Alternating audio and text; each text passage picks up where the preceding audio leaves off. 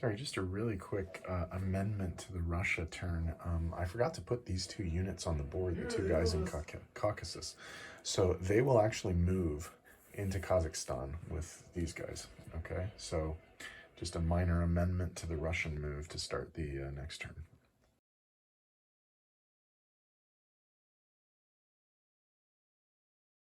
Okay, it's time for the Americans to start their turn one. They have 52 IPCs to spend.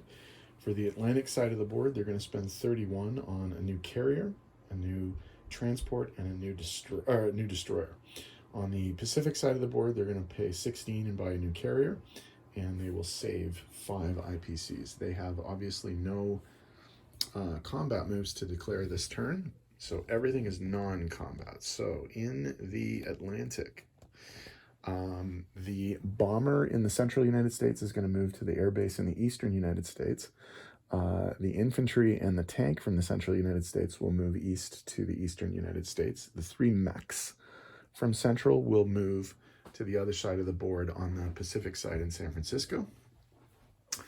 And then we're going to try some slightly different things on the Pacific side of the board. I haven't done this before, but I'm going to try it and see what happens.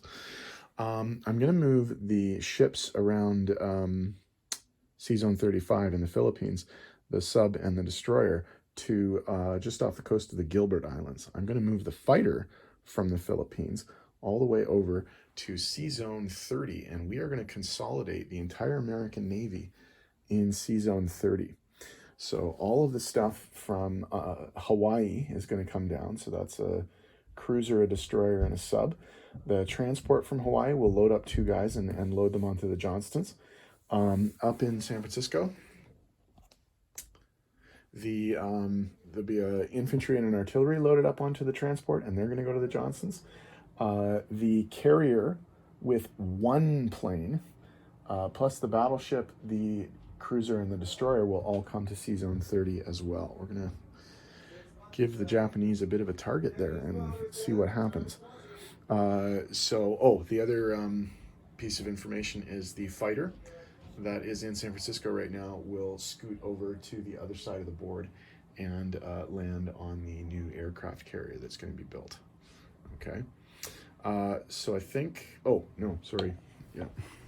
I didn't mark this one, but also the fighter here will land in the C-Zone on the new aircraft carrier as well. So let me tidy up the board, and we'll come back in a sec with placement and money. Well, I don't think I mentioned this as well, but the 2 fighter planes on Hawaii, one of them is going to land on the newly built carrier, and in C-Zone, whatever that is, I think it's 6. 10. C-Zone 10, and the other one will land in San Francisco. Okay, placement of new units. The new aircraft carrier in the Atlantic is going in C-Zone 101, as are the destroyer and the new transport.